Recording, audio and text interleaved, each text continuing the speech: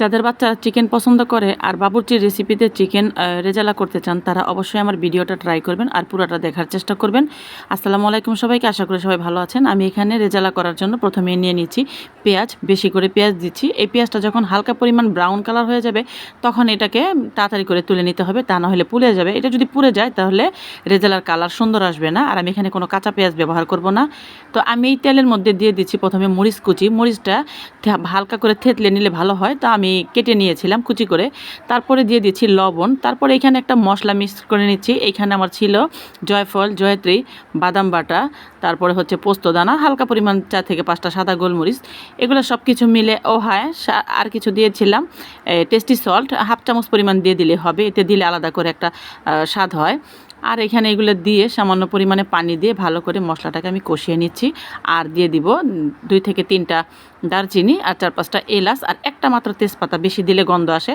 তো যাই হোক, এইখানে আমি ভালো করে মশলাটাকে কষিয়ে নিচ্ছি। আর দিয়ে দিচ্ছি 2 থেকে 3 চামচ হবে টমেটো সস। টমেটো সসটা দেওয়ার কারণে এই রেজালার কালারটা যেমন সুন্দর হয়, খেতে অনেকটা মজা হয়। তো দেখেন কালারটা কি সুন্দর চলে আসছে। আমি এখানে কিন্তু কোনো হলুদ মরিচ কিছুই ব্যবহার করি নাই।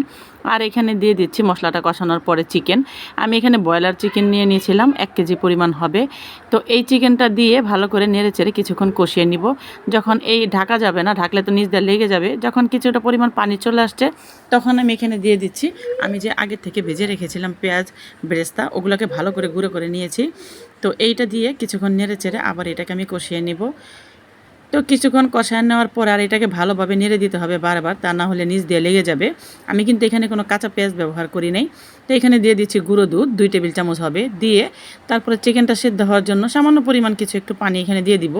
দিয়ে কিছুক্ষণ নেড়ে চেড়ে আবার এটাকে আমি যতক্ষণ পর্যন্ত তেল না উঠে আসবে ততক্ষণ পর্যন্ত একটু পরপর নেড়ে দিব, নিচ দিয়ে যাতে লেগে না যায়। আর এই চিকেনটা যখন রান্না করি তখন আমার বাচ্চারা এটা ছাড়া আর কিছুই খেতে চায় না। এটা পোলাও, ভাত সব কিছুর সাথে অনেক মজা হয়। আর আমার ভিডিওগুলি যদি আপনার ভালো লাগে, আপনাদের কাছে রিকোয়েস্ট থাকবে আমার চ্যানেলটাকে অবশ্যই সাবস্ক্রাইব করে দিবেন আর ভিডিওতে একটা লাইক দিবেন। তো যাই হোক, এখানে দিয়ে দিচ্ছি 1 টেবিল চামচ পরিমাণ মিল্ক বিটা ঘি। আপনারা যে কোনো ঘি দিতে পারেন, এতে করে সুন্দর একটা স্মেল চলে আসবে আর খেতে অসাধারণ মজা হয়। দেখুন সবশেষে আমার রেজালার কালারটা কত সুন্দর আসছে, আপনারাই দেখুন। আল্লাহ হাফেজ।